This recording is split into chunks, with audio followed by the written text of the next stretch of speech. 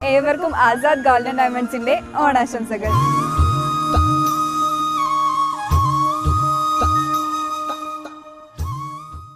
Professor MK Sanu അക്ഷരങ്ങളുടെ സ്നേഹഭാജനം ഒരു വർഷം നീണ്ടു നിൽക്കുന്ന സെമിനാർ സംഘടിപ്പിക്കും.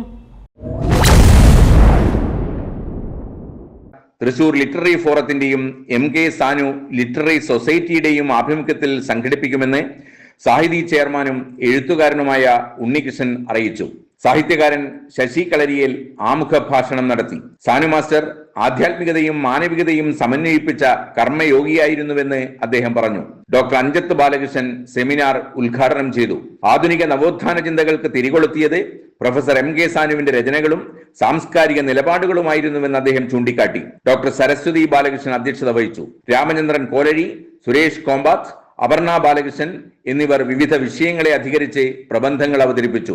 ചേറൂർ സാഹിതി ഹാളിൽ നടന്ന പരിപാടിയിൽ എഴുത്തുകാരായ K രഘുനാഥൻ, മോഹൻദാസ് പാറപ്പുറത്ത്, നഫീസത്ത് ബീവി, ഡോക്ടർ ആനന്ദൻ, ഗീത കൈപ്പറമ്പ്, നർത്തകി അഞ്ജലി എന്നിവർ പങ്കെടുത്തു. തബലിസ്റ്റ് രത്നശ്രീ അയ്യരെ സാഹിതി ആദരിച്ചു.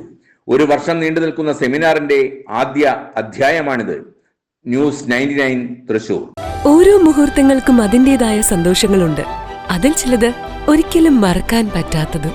Azad golden diamonds, Thazhepalam, Tirur.